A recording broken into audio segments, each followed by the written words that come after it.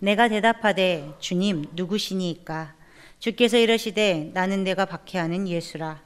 일어나 너의 발로 서라.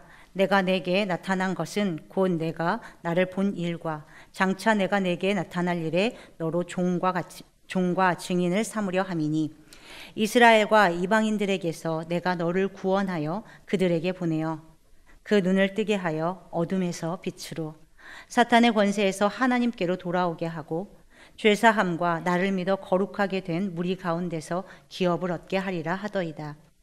아그리빠 왕이요, 그러므로 하늘에서 보이신 것을 내가 거스르지 아니하고 먼저 다메섹과 예루살렘에 있는 사람과 유대 온 땅과 이방인에게까지 회개하고 하나님께로 돌아와서 회개에 합당한 일을 하라 전하므로 유대인들이 성전에서 나를 잡아 죽이고자 하였으나 하나님의 도우심을 받아 내가 오늘까지 서서 높고 낮은 사람 앞에서 증언하는 것은 선지자들과 모세가 반드시 되리라고 말한 것밖에 없으니 곧 그리스도가 고난을 받으실 것과 죽은 자 가운데서 먼저 다시 살아나사 이스라엘과 이방인들에게 빛을 전하시리라 함이니이다 하니라.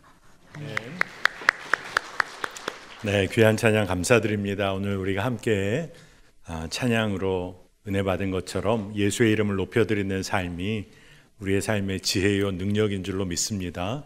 오늘 우리가 주님을 예배하는 가운데 하나님의 말씀이 우리 마음에 새겨지는 은혜가 있기를 원합니다. 말씀을 붙잡고 산다, 말씀으로 기도한다, 이 역사가 우리 가운데 있기를 원합니다. 바울이 오늘 아그리빠 왕 앞에서도 그가 변론할 기회를 얻게 됩니다. 이 아그리빠 왕은 유대인의 신앙생활과 문화에 대해 잘 알 수밖에 없는 왕이죠. 그래서 이것을 전제하면서 바울이 자신의 이야기를 시작합니다. 자기가 고소당한 이유를 말하는데 하나님이 허락하신 약속을 바라는 거, 그게 문제가 됐다는 겁니다. 아마 오늘 예배하는 모든 성도님들이 어떻게 그게 고소 이유가 될까? 아마 그런 생각을 하실 거예요. 오늘 말씀 6절, 7절 쭉 이어서 보면 하나님을 섬기며 바라는 것으로 인해 고소당한 거, 어떻게 이해가 되느냐고 바울이 반문하고 있어요. 그러니 이 이야기가 뭡니까? 바울의 이런 증언을, 그리고 바울이 계속해서 복음에 대해 이야기하는 것을 겉으로만 믿음 생활했던 사람들이 받기가 힘들었어요. 자신들의 종교적 권위를 흔들고 있는 바울이 싫었던 겁니다. 또 적당하게 보기 좋게 겉으로만 신앙생활을 하고 싶은데 바울의 증언은, 바울이 복음을 증거하는 것은 삶의 근본적 문제를 들추어내요. 그러니까 부담스러운 겁니다. 너무 부담을 준다고 생각을 하는 거죠. 여러분, 우리 모두도 그저 그리스도인이라는 외적 모습 갖추며 거기에 만족하는 믿음 생활을 하고 있는 것은 아닌지 우리가 잘 살펴야겠어요. 온전히 주님을 섬기며 따르는 삶은 여전히 나에게 부담으로 다가오는지 이것도 질문해 봐야겠습니다. 여러분, 단순한 의무 생활하는 것이 믿음 생활이 아니고 주님은 믿음 생활 가운데 기쁨을 주시기를 원하세요, 우리에게. 여러분, 주님을 깊이 사랑한다, 주님을 사랑하며 믿음을 가지고 산다, 그건 기쁨 중에 기쁨인 것입니다. 바울도 오늘 말씀에서 자기 자신이 얼마나 종교적인 전통과 형식에 얽매여 살았는지를 이야기해요. 예수를 대적하고 믿는 자들을 너무나 심하게 박해했던 자임을 그가 고백을 합니다. 오늘 말씀에 어떻게까지 했냐, 옥에 가두고 믿는 자들을 죽이게 될 때는 자기는 찬성하고 회당마다 다니면서 처벌하는 일을 했고, 그리고 심지어는 믿는 자들로 하여금 예수를 저주하게끔 만들고, 그리고 바울 안에 분노가 너무나 심해져서 그 분노의 힘을 가지고 다른 도시까지 쫓아다니면서 박해했다. 자기가 어떤 사람이었는지. 그러니 지금 자신을 고소하고 있는 유대인들보다 심하면 심했지 얼마나 예수를 대적하며 자기가 살아왔는지를 그가 고백을 합니다. 그런데 바울이 하는 이야기의 초점은 자기가 그런 자신이 변했다는 거예요. 그런 자신이 예수를 진정 만나고 나니까 바울의 삶이 바뀌었다는 겁니다. 여러분, 예수를 주로 그리스도로 온전히 고백하며 따르는 자의 삶은 변화합니다. 삶은 변화예요. 여러분, 오늘 이곳에 모여 예배하는 우리 성도님들 가운데 내 삶은 바뀔까? 이제 이렇게까지 살아왔는데 뭐가 달라질까? 그냥 이대로 살다가 그냥 내 인생은 마무리되나? 여러분, 아닙니다. 여러분, 진짜 아니에요. 날 살리시고 변함없이 사랑하시는 그 주님을 진정으로 만나면 삶은 뒤바뀝니다. 뒤집어집니다. 바울이 다메섹 도상에서 주님을 만난 순간을 오늘 말씀에서도 그는 증언해요. 세월이 흘러도 바울에게는 너무나 생생한 사건인 거예요. 그런데 진짜 은혜가 되는 것은 바울의 의사와는 전혀 상관없이 바울을 주님께서 찾아오셨어요. 예수님은 그토록 예수님 대적하는 바울을 아무 상관없이 그저 사랑하시기로 작정하신 거예요. 그래서 바울을 찾아와 만나신 겁니다. 그러니 아무 조건 없이 그저 바울을 사랑하시기로 작정하신 그분이 바울의 삶을 붙잡아 주신 거예요. 그 이야기는 폭포수처럼 쏟아지는 은혜와 사랑 속에 바울이 서 있게 된 겁니다. 근데 그토록 사랑하시는데 바울은 처음에 몰랐어요. 그 사실을 몰랐습니다. 말씀을 묵상하면서 우리가 딱 그렇게 살아왔을 수 있겠구나 하는 생각이 들어요. 은혜의 폭포수 밑에 서 있는데도 몰랐어요. 그렇게 사랑하시고 우리의 삶의 문 밖에서 문을 두드리고 계시는데 그 주님을 모른다고 했어요. 그런데 너무나 감사한 것은 주님께서 정말로 우리를 사랑으로 사로잡기로 작정하셨기에 그 마음을 안 바꾸시는 거예요. 우리가 그토록 주님 모른다 하고 주님 배신하고 문 안 열고 계속 그렇게 살아도 주님이 주님의 사랑의 마음을 안 바꾸시는, 그게 너무나 은혜가 됩니다. 그래서 주님께서는 그 사랑 포기하지 않으시고 우리를 만나주신 거죠. 진짜 감사하고 은혜인 것입니다. 바울이 이 사실을 깨닫고 경험하기 시작하면서 바울의 삶이 바뀐 거예요. 사랑에 사로잡힌 겁니다. 그리고 바울은 주님을 만나 변화된 자신의 삶을 증언하기 시작한 거예요. 그래서 오늘 말씀에 그때 주님이 주신 말씀을 너무나 생생하게 기억하면서 그가 말합니다. 사도행전 26장 16절에서 18절, 조금 길지만 주목해 보겠습니다. 내가 내게 나타난 것은 곧 내가 나를 본 일과 장차 내가 내게 나타날 일에 너로 종과 증인을 삼으려 함이니 이스라엘과 이방인들에게서 내가 너를 구원하여 그들에게 보내어 그 눈을 뜨게 하여 어둠에서 빛으로 사탄의 권세에서 하나님께로 돌아오게 하고 죄사함과 나를 믿어 거룩하게 된 무리 가운데서 기업을 얻게 하리라. 아멘. 이 말씀은 주님께서 바울을 부르신 목적을 분명히 드러내고 있는 말씀이에요. 근데 이것을 바울이 너무나 생생하게 기억하고 마음에 새기고 있다는 겁니다. 주님의 종이자 증인으로 삼기 위하여 불러주셨다. 바울을 구원하실 뿐만 아니라 이스라엘과 이방인들에게 빛을 비추시려고 그렇게 불러주셨다. 이걸 증언하는 겁니다. 믿음의 눈을 뜨게 하여 주시고 어둠에서 빛으로 나아가게 해주시고 사탄의 권세에서 하나님의 통치를 인정하는 삶으로 불러주신다는 거예요. 여러분, 우리가 압니다. 바울이 핍박자였고 박해자였는데 하나님의 은혜와 사랑의 통로로 이방인들까지도 품는 일에 바울을 쓰시겠다는 거예요. 우리가 이걸 알아요. 근데 당시 유대 사람들에게는 이게 얼마나 충격적이었겠습니까? 우리 유대 민족을 위한 하나님인 줄 알았는데 이방인도 구원하신다. 얼마나 놀랐을까요? 여러분, 하나님의 계획은 모든 이들이 죄의 종로로 타던 삶에서 이제는 거룩한 자녀의 삶을 사는 거예요. 그래서 그 거룩한 삶을 살면서 주님이 계획하신 기업을 받는 은혜를 누리는 게 하나님의 계획이라는 거예요. 여러분, 왜 바울을 주님이 불러주셨을까요? 모든 이들이 주님께 돌아올 수 있다. 모든 영혼이 하나님께 돌아올 수 있다. 이게 바울을 통해 주님이 알리시기 원하시는 거예요. 여러분, 하나님의 계획은 한 영혼도 잃지 않으시는 거예요. 한 영혼, 한 사람도 세상 권세에 내어주지 않는 겁니다. 여러분, 이 세상에서 죄인 중에 죄인, 악질 중에 악질이 누굽니까?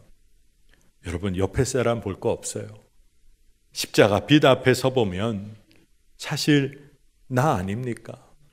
진짜 그렇죠. 십자가 빛 앞에 서보면 나 때문에 십자가에서 생명을 내어주신 그 주님을 바라보면 나 같은 죄인, 나 같은 악질이 없죠. 근데 그 나를, 그와 같은 나를 주님이 품어주셨어요. 그러면서 말씀하시는 것은 한 사람도 배제되거나 차별될 수 없다. 구원의 은혜 가운데 어떤 한 영혼도 빠질 수가 없다는 거예요. 그러니 이게 정말 나에게 은혜의 소식이고 복음의 소식이 되는 겁니다. 여러분, 주님께서 우리도 바울처럼 당신의 종으로 불러주셨어요. 여러분, 종이 누리는 기쁨이 있습니다. 왜냐하면 종은 늘 주인과 함께 해요. 그리고 주인의 마음을 가장 먼저 알게 되는 자입니다. 주인이 명령을 하니까 그 명령에 담긴 주인의 마음을 알게 돼요. 순종할 기회가 있어요. 그리고 주인의 마음이 어떻게 실현되고 이루어지는지를 가장 가까이에서 보고 경험하게 됩니다. 근데 이게 무슨 의미일까요? 주인은 자신의 마음을 순종하는 종에게 깨닫게 해주세요. 그리고 그것이 진짜 이루어지는 것을 보게 해주셔서 오로지 주인을 신뢰하며 살도록, 그리고 사명을 맡겨주시는 거예요. 여러분, 종인 우리가 주인을 믿어야 하는데 사실 거꾸로 주인이, 주님께서 그토록 변동 많고 이리저리 휘둘리는 우리를 믿어주시는 거예요. 종인 우리를 믿으시며 하나님의 그 주인의 귀한 사명을 맡겨주시는 겁니다. 여러분, 예전에 학창시절에 여러분 선생님들로부터 한번 심부름 좀 해보셨습니까? 예전에 선생님들이 학생들에게 심부름을 좀 시키실 때가 있었죠. 지금 생각해 보면 굳이 안 시켜도 될 만한 일을 학생을 불러서 심부름을 시키실 때가 있었던 것 같아요. 제가 이렇게 지나고 보니까. 왜? 선생님은 이 학생이 조금은 이리저리 흔들리고 방황하는데 이 아이를 좀 붙잡아주고 싶으니까 부르시는 거예요. 내가 너한테 이 일을 좀 시키는데 좀 잘해봐라. 내가 너를 믿는다, 신뢰한다. 이런 메시지를 주고 싶으셨던 거죠. 여러분, 또 때로는 반에 많은 학급의 친구들이 있지만 다 싫어하는 일, 누군가는 꼭 맡아야 하는데 다들 안 할 것 같은 일은 선생님이 심부름 시키기도 어렵죠. 일 시키기도 어렵죠. 근데 누구에게 부탁을 할까? 책임감이 있고 선생님의 진짜 마음을 이해해 줄 만한 친구에게 그 일을 맡기게 되는 거예요. 중요한 것은 서로 마음이 정말로 통하고 서로 이해할 수 있는 사람에게 중요한 일을 맡기게 됩니다.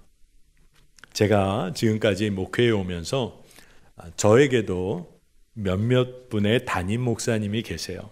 그렇겠죠. 저도 목회자로 성장해 오면서 저를 멘토링해 주신 담임 목사님 몇 분이 계세요. 근데 이렇게 그분들의 공통점을 보면 참 귀하다. 그래서 저도 부족하지만 그렇게 따라가고 싶은 마음이 늘 있습니다. 한 번은 저의 담임 목사님이 설교 중에 그런 고백을 하시는 거예요. 사역자를 뽑아야 하는 때에 주님께 간절히 기도하면서 주님, 저희 교회에서 사역 잘 감당할 사람 주님이 보내주세요.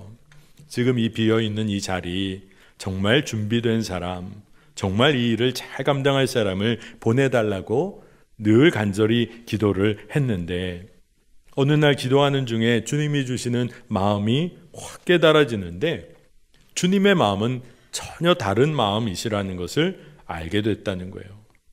주님이 마음 가운데 물으시는 것 같았는데 너는 그 능력 있고 준비된 그 사람이 이 교회의 일을 하는 거냐? 아니면 이 교회의 주인인 내가 일하는 것이냐? 능력 있는 사람이 일하는 것이냐? 아니면 내가 일하는 것이냐? 이 물음을 물어오시는다고 탁 마음에 깨달아지는데 그때서야 능력 있고 준비된 사람이 교회의 사명 감당하는 게 아니라 오직 주께 순종할 마음이 있으면 되는 거구나. 주님을 사랑하는 마음만 있으면 주님이 다 감당하시는구나. 그걸 깨닫게 되셨다는 거예요. 여러분, 우리가 다 주의 종으로 부름받았어요. 능력 있어서 부름받았습니까? 아니에요. 지금까지 주님께 온전한 순종을 늘 드려왔기에 부름받은 겁니까? 아니에요. 아마 평가를 근거로 한다면 이 중에 누가 그렇게 부름받을 자가 누가 있겠습니까? 아마 그리 많지 않을 거예요. 그런데 주님은 우리를 부르실 때 아무 조건이 없어요. 잘 순종해서도 아니고 그저 순종하려는 작은 마음 하나 그거 갖고 기도할 때 불러주셨어요. 심지어는 바울은 예수님을 대적하고 박해했는데도 불구하고 이 바울을 불러주셨어요. 그러니까 오로지 은혜로 부름받은 거예요. 그러니 여러분, 은혜로 부름받은 주의 종들이 가야 할 길이 뭘까요? 주님이 말씀하시는 그 길을 걷는 거예요. 그게 가야 할 길입니다.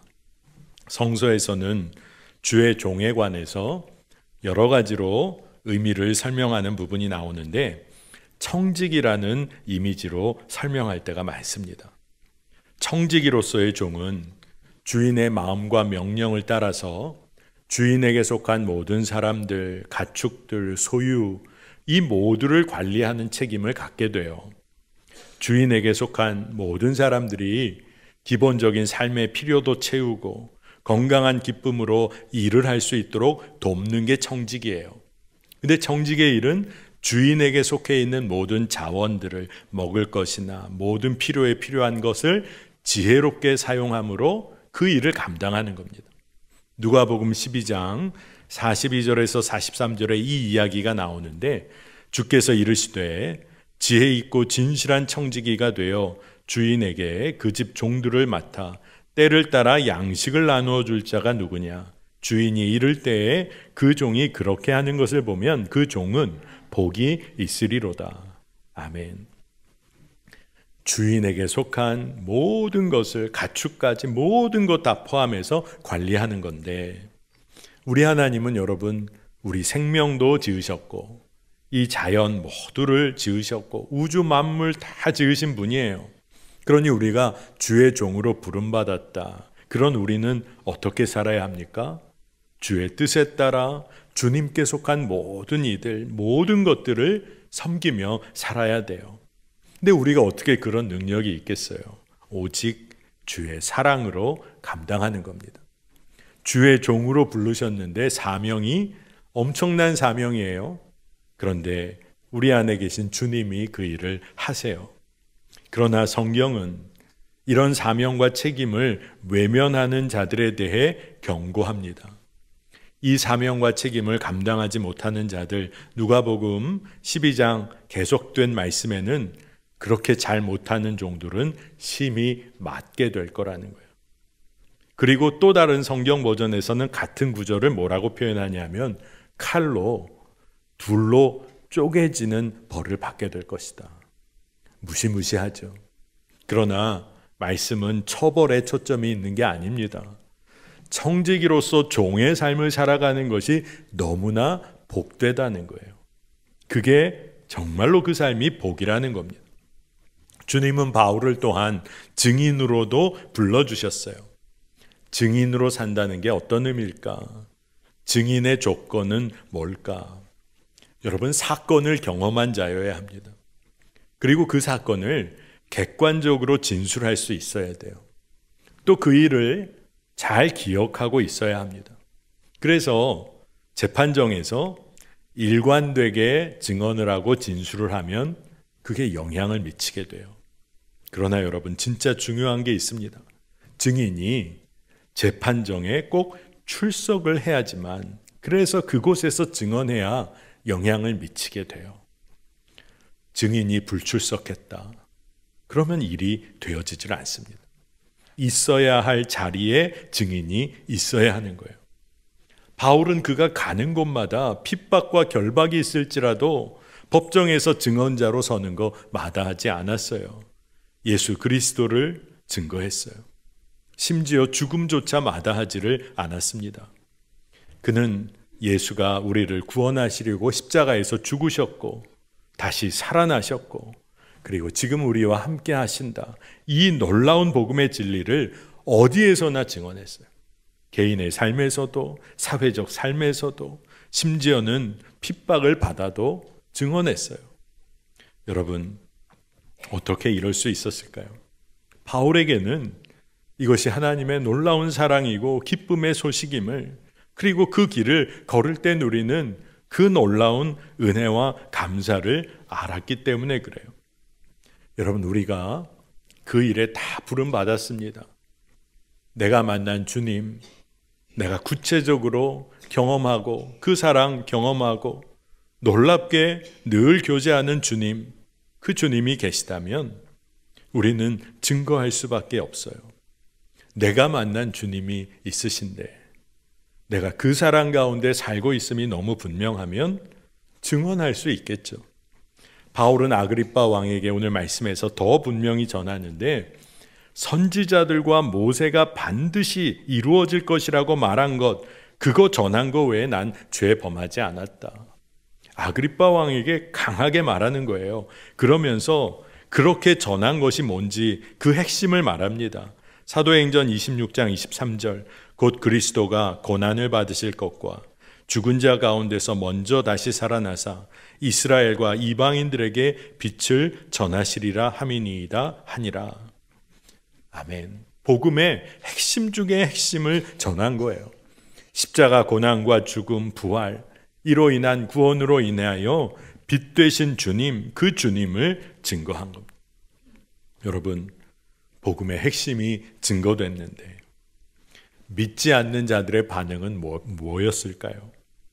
아그리빠 왕과 베스도, 그리고 그곳에 많은 사람들이 함께 했습니다. 베스도는 그 복음을 다 듣고 나서 이제 마지막으로 복음의 핵심 중에 핵심을 듣고 베스도가 말하기를, 바울 네가 깊은 학문에 미쳤구나. 전혀 받아들일 수 없는 비이성적이고 비상식적인 이야기로 치부를 해버립니다. 바울이 그때 이것이 참되고 온전한 말이라는 것을 담대하게 다시 얘기해요. 아그리빠 왕은 어땠을까요? 바울이 아그리빠 왕에게 물었어요. 왕에게 다시 묻는 겁니다. 당신이 선지자에 대한 믿음이 있습니까?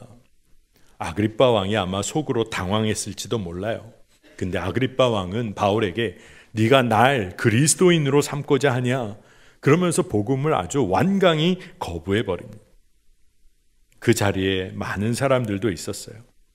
그 자리에서 그 이야기 모든 거 들은 사람들은 어떠했을까요? 서로 자기 의견을 냈다고 했습니다. 바울에게 결박당할 죄된 행위가 없다. 이 모인 사람들이 그렇게 판단을 했어요. 그런데 그런 이야기를 하고 딱 거기까지였어요. 이야기는 했지만 변화를 이끌어낼 어떤 실천, 진짜 진정한 행위는 전혀 없었어요. 그래, 그렇구나 말만 하고 삶은 달라지지 않았어요. 여러분, 이것이 세상 사람들이 복음에 대해 반응하는 방식입니다. 복음 앞에 서 있었지만 외면했어요. 특징적으로 보니까 복음에 대해 미쳤구나, 미친 이야기야. 두 번째로 난 싫어. 난 복음 받아들이기 싫어. 세 번째로 그래, 들을 만한 이야기지만 내 삶이 달라지긴 싫어. 그래, 거리를 두는 거예요. 여러분, 세상 사람들의 반응만 그럴까요? 우리가 믿는다고는 하지만 그렇게까지 열심내는 거는 그건 미친 일 아니야. 난 그 말에 순종하는 것, 그 말씀에 순종하는 것은 난 싫어. 난 그거는 싫어. 그럴지도 모르죠. 어떤 경우엔 그래, 그 말씀도 참 은혜로운데 난 더 깊이 참여하는 건 좀 어려워.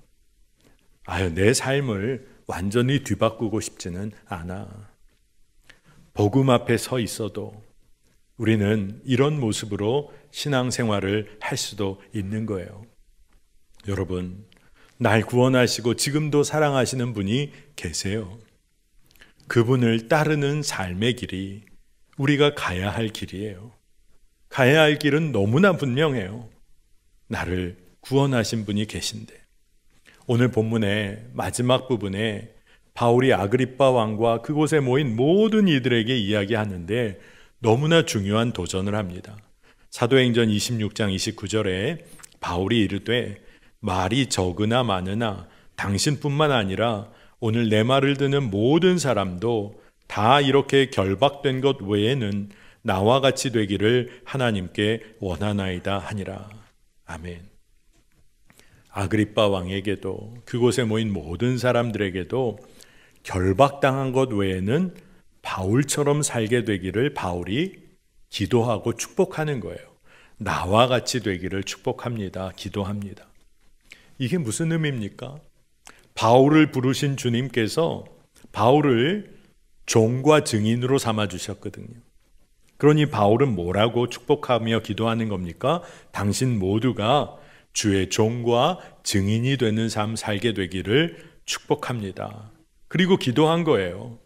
그러니 주의 말씀이라면, 명령이라면 순종하고 복음의 소식을 어느 곳에 가든지 삶으로 드러내기를 축복한 겁니다. 우리 모두가 걸어가야 할 길이에요. 그런데 말씀을 묵상할수록 큰 도전이 됩니다.